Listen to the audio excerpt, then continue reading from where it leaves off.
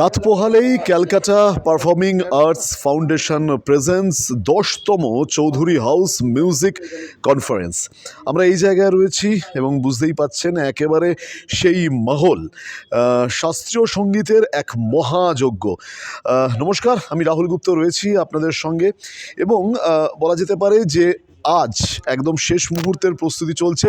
10, 11, 12 আগামী 3 দিন এক শাস্ত্রীয় সঙ্গীতের মহাযজ্ঞ হতে চলেছে এবং এই মুহূর্তের শেষ মুহূর্তের প্রস্তুতি চলছে। মঞ্চ, লাইট, সাউন্ড সব কিছু নিয়ে একেবারে টান টান উত্তেজনা বলা যেতে পারে। এবং গত 10 বছর ধরে এই ক্লাসিক্যাল যে মিউজিক কনফারেন্স চলছে চৌধুরী হাউসে এবং তার গোটা ইতিবৃত্ত জানবো এবং কিভাবে শুরু হয়েছিল এই পথ চলা সব কিছু নিয়ে আমরা কথা বলবো। চৌধুরী হাউসের যিনি মূল অভিভাবক, যার মস্তিষ্ক প্রসূত এই মিউজিক কনফারেন্স, তার সঙ্গে কথা বলবো। অনিরুদ্ধ চৌধুরী রয়েছেন। আমি অনিরুদ্ধ চৌধুরী একেবারে শেষ মুহূর্তের প্রস্তুতি দেখে নিচ্ছেন। আমি অনিরুদ্ধবাবুকে একদম একটুখানি কথা বলার জন্য আমি ডাকবো। অনিরুদ্ধবাবু, প্রথমেই দিশাশক্তি নিউজে অনেক অনেক স্বাগত আপনাকে। দেখতে দেখতে 10 বছর এই মিউজিক কনফারেন্স, কিভাবে শুরু হয়েছিল এই পথ চলা? অ্যাকচুয়ালি মিউজিকটা আমাদের বাড়িতে সবসময় হতো, সেই ছোটোবেলার থেকে। যেখানে আমি তো আলাউদ্দিন খান সাহেবকে বাড়িতে দেখিনি, উনি তখন বয়স হয়ে গেছেন, কিন্তু আলী আকবরকে দেখেছি আমার মামার বাড়িতে। তারপরে আমার মায়ের কাছে অনেক এইসব শোনা, যে অন্নপূর্ণা দেবী, তারপরে রবিশঙ্করও আসতেন, ওই এখানে প্রিন্সেস কোর্টে থাকতেন। আর যেখানে এখন বালিগঞ্জ ওয়াইন স্টোর, সেখানে আলাউদ্দিন খান সাহেব, আলী আকবর সব ওখানে থাকতেন এসে, ফ্যামিলি মেম্বারের মতো। কেন আমার যিনি মায়ের দাদামশাই, তিনি মাইহার মহারাজা আর ডক্টর রাজেন্দ্র প্রসাদ, এরা তিনজন ছিল একবারে হরিহর আত্মা। আচ্ছা। তো যখন আমার দিদিমার বিয়ে হয়, তখন মাইহার থেকে আলাউদ্দিন খান সাহেবকে এনে ওই নহবতে উনি বাজিয়েছিলেন। তো সেই থেকে আমাদের ফ্যামিলিতে ওনাদের সঙ্গে খুব মানে হৃদ্যতা তৈরি হয়। আর প্রত্যেকে ওই জায়গাটা একটা মানে কালচারাল একটা হাব তৈরি হয়ে যায়। এখানে নিখিল ব্যানার্জি বাজিয়েছেন কতবার, উনি আসতেন। তারপরে তবলায় বলতে শরণ রানী আসতেন। শরণ রানী আমার মায়ের খুব বন্ধু ছিলেন। উনি ছোটোতে একেবারে সেই বোনের মতো ছিলেন এবং আমাদের খুব ভালোবাসতেন। শেষ বয়স অবধি আমাদের প্রচণ্ড ভালোবাসতেন। এখনও ওর মেয়ে, আমি ওখানে গেলে ছাড়ে না, অন্য কোথাও থাকে না, ওখানেই থাকি। তো তারপরে এরকম প্রচুর দিল্লিতে গিয়েও গান শুনেছি। চতুরলাল বলে একজন তবলা বাজাতেন, প্রচণ্ড খুব দিল খোলা লোক। তো উনি খুব আমাকে নিয়ে স্কুটারে দিল্লিতে ঘুরতেন। অনিরুদ্ধবাবু, যে কথা আপনার সাথে হচ্ছিল যে এই যে মিউজিকের যে বলছি, এই যে পুরনো যত গল্প, এর থেকেই তো মিউজিকটা চিরকাল ওখানে হয়ে এসছে। এবং তারপরে আমাদের এ বাড়িতেও হয়েছে। আচ্ছা। তখন ওই 10th মিউজিক কনফারেন্স বলে হয়নি, এই একটা দুটো প্রোগ্রাম হতো। অনেক বড় বড় লোকেরাই বাজিয়েছেন, গেয়েছেন। তো তারপরে আমি ভাবলাম যে এটা কনফারেন্স মতো করা যাক। কারণ বেঙ্গল মিউজিক কনফারেন্সও মানে তখন শেষ হয়ে যাচ্ছে। তো তখন আমি আরম্ভ করলাম এটা। তো আমি আলী আকবরকে ফার্স্ট বলেছিলাম, আমি আলু দাদু বলতাম। তো আলু দাদু, তোমার নামে আমি মিউজিকটা করব কনফারেন্স। বলো না না না, তুমি একদম করো না, যদি করো তাহলে কেউ আসবে না, জানো তো। আমাকে অনেকে ভালোবাসে না, তাহলে তুমি একটা অন্য নাম দিয়ে করো। তখন আমি বললাম ঠিক আছে। অনেক মানে বলা সত্ত্বেও উনি রাজি হলেন না, বললেন না একদম করো না, এটা খারাপ দেখাবে, তুমি একটা নাম দাও, আমি তোমার সঙ্গে সব সময় আছি, তুমি করো না, একটা দেখবে অনেক বড় হয়ে গেছো এই মিউজিক কনফারেন্সটাতে, তোমরা অনেক অনেক দূর এগিয়ে যাবে। তো এবং সেটা দেখতে দেখতে আজকে এত বছর হয়ে গেল, অনেক বছর হয়ে গেল। এবং যার জন্য আপনি দেখুন এখানে আলী আকবরের ছবি প্রত্যেকটা কনফারেন্সে থাকে, অন্তত ইউনো উনি আমাদের ভীষণই ভালোবাসতেন এবং ওনার মতো মিউজিশিয়ান আমি তো মনে হয় না কেউ হয়েছে। ঠিক কথা। আপনি একটা বিষয় কালকে বলছিলেন যে ক্লাসিক্যাল মিউজিক মানে দেবতার পুজো করা, হ্যাঁ, দেবতার আরাধনা করা, এবং তাই জন্য আমি দেখতে পাচ্ছি সরস্বতী মায়েরও ছবি, মানে মূর্তি এখানে আপনি রেখেছেন। আমাদের অ্যাকচুয়ালি এনাদের থেকেই আমার শেখা। মানে যদিও আলী আকবর মানে মুসলমান ছিলেন, কিন্তু উনি পুরো সারদা মায়ের ভক্ত ছিলেন, মা সরস্বতী পুজো করতেন। আলাউদ্দিন খাঁ সাহেবও তো ওনারা মানে ভগবানকে চিনতেন, কোনো মানে মুসলমান হিন্দুর কোনো ছিল না। ঠিক কথা। এবং মানে কি বলবো, মানে উনি যখন কি হিন্দু মুসলিমের কোনো ভেদাভেদ ছিল না। ভেদাভেদ ছিল না। এবং উনি সবসময় বলতেন যে আমি একবার বলেছিলাম যে আলু দাদু আমি ঠিক রাগটা চিনতে পারি না, যার জন্য আমি যখন শুনতে যাই অনেকে বলে তুমি কি রাগ বলো তো, আমি জানি না। তো তুমি রাগই জানো না, তুই কি বোঝো, তুমি কেন মিউজিক শোনো, আসো কেন, এইসব অনেকেই বলেছিল। আমি নাম বলতে চাই না তাদের, কিন্তু আলু দাদু আমায় বলেছিলেন। কে বলেছিল বলতো? কারণ আমি তো, ধরো তুমি আমায় যদি ইঞ্জিনিয়ারিং প্রশ্ন করো, আমি তো বলতে পারবো না। এটা তো আমাদের জানা দরকার যারা বাজাচ্ছে। ঠিক কথা।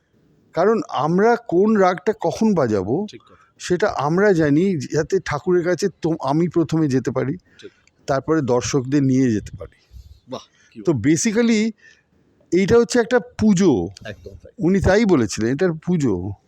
আমি তো একটা জাস্ট বাজাচ্ছি একটা পুরোহিতের মতো, কিন্তু আসল হচ্ছে পুজো। আসল হচ্ছে পুজো।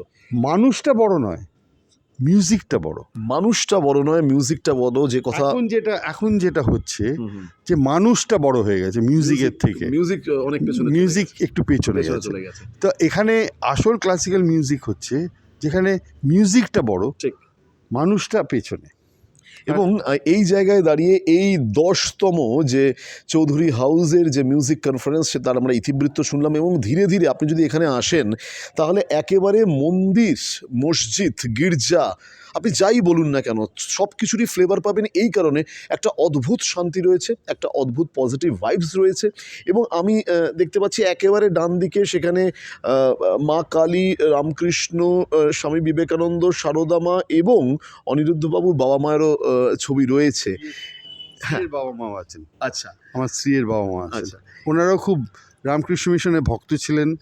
ভীষণ ভালো বাজতেন, ধ্রুপদ আর ওই রকম গান বাজনা। তো ওই জন্য ওনাদের রাখি যে হয়তো ওনারা এনজয় করতে পারবেন। আমি একটুখানি মঞ্চটা একবার দেখাতে চাইবো, অনিরুদ্ধবাবুকে একটু সামনের দিকে টেনে দেবো। আমি একটুখানি মঞ্চটা দেখাতে চাইবো। এই হচ্ছে সেই মঞ্চ যেখানে রাত পোহালে শুরু হবে 72 ঘন্টার একেবারে মহাযজ্ঞ। 1 নয় 2 নয়, প্রায় আনুমানিক 40 জন শিল্পী, আনুমানিক 40 জন শিল্পী, তারা কিন্তু সব কিছু মিলিয়ে, যন্ত্রাংশ সঙ্গীত মিলিয়ে প্রায় 50 হয়ে যাচ্ছে অনিরুদ্ধবাবু বলছেন। মানে বুঝতেই পারছেন এই একটা পুরো মাহল কিন্তু ক্রিয়েট হতে চলেছে। দর্শকদের কি বলতে চাইবেন?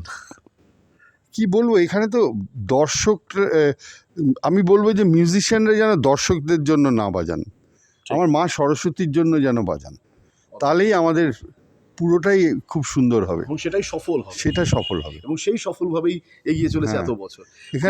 এখানে অ্যাকচুয়ালি জায়গাটা ভক্তির জায়গা, ঠিক কথা। এখানে অহংকারের জায়গা নয়। সেই জন্য যাদের ভেতরে ভক্তি আছে, যার ভেতরে সেই ভক্তি দিয়ে সেই ভেতরের যে আবেগটা বার করে দেন ঠাকুরের জন্য, বিলিয়ে দেন, সেইটা যখন মানুষ সেই অনুভূতিটা পায়, তখন একটা চরম আনন্দ আসে। সেই জন্যেই এই মিউজিক ফেস্টিভ্যালটা আমি করি। এটা আমাদের অ্যাকচুয়ালি ফেস্টিভ্যাল নয়, এটা একটা সরস্বতী পুজো এবং একটা উৎসব, পুজো যেরকম হয়। এবং এই উৎসবে এবার আমরাও শামিল, আর আনন্দ, খালি আনন্দ। এখানে যদি কেউ দর্শক নাও আছে, সেখানেও বিরাট একটা আনন্দ বয়ে যায়। যে আসবে সে তো আনন্দই পাবে। অনিরুদ্ধবাবু দারুণ একটা প্রাসঙ্গিক কথা বলেছেন। মিউজিশিয়ানসরা যারা সঙ্গীত পুজো করবেন, সঙ্গীতের যারা আরাধনা করবেন, তারা যেন দর্শকের জন্য না বাজান, তারা যেন মা সরস্বতী দেবীর আরাধনা করেন। আমরা এই জায়গায় দাঁড়িয়ে আমরা এই ছবি তুলে ধরলাম আপনাদের সামনে। অনিরুদ্ধবাবুকে অনেক অনেক শুভেচ্ছা 10তম এই মিউজিক কনফারেন্সের জন্য, চৌধুরী হাউসের এই মিউজিক কনফারেন্স। এবারে আমরা এবারে আলী আকবরের ছেলে আশিস খান, উনিও আমাদের খুব ক্লোজ ছিলেন, উনি এবারে গত হয়েছেন, তো সেই জন্য তাকে আমরা স্মরণ করছি। আর অফকোর্স একটা লেজেন্ড জাকির হোসেনের in the loving memory of Zakir Hossain এই 10th মিউজিক কনফারেন্সটা আমরা উৎসর্গ করছি। তাদের প্রতি শ্রদ্ধার্ঘ্য নিবেদন করছেন। আমরা থাকবো আগামীকাল, আপনারা অবশ্যই থাকবেন আমাদের সঙ্গে।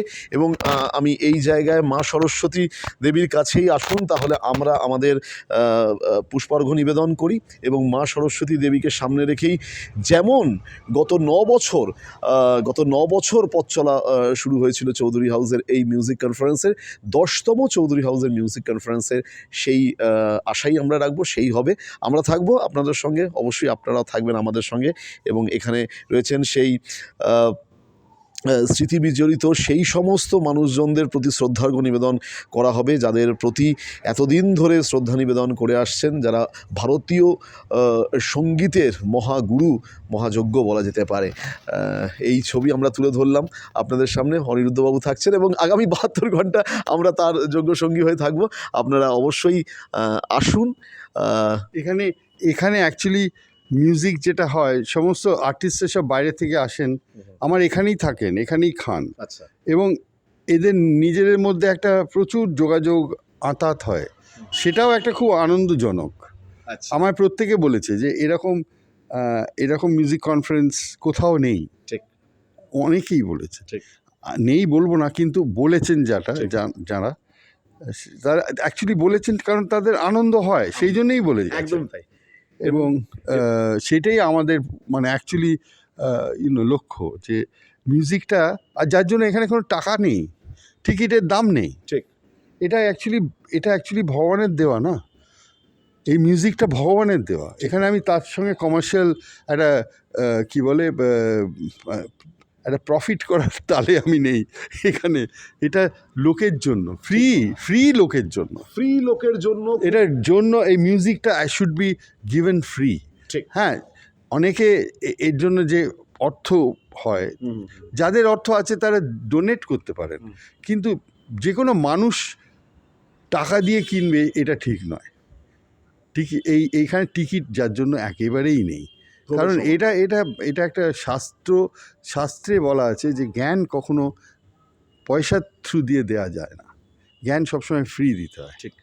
তো সেইটাই ভেরি ইম্পর্টেন্ট, সেই জন্য আমি টিকিট রাখি না। একদম তাই। শাস্ত্রীয় সঙ্গীত একেবারে কোনো টিকিট নেই, কোনো টিকিট নেই। তাহলে অবারিত দ্বার, আপনারা এসে খালি আনন্দ পান। এই মন্দিরে আসুন, আমরা মা সরস্বতীর পুজো অর্চনা চলুন মেতে উঠি।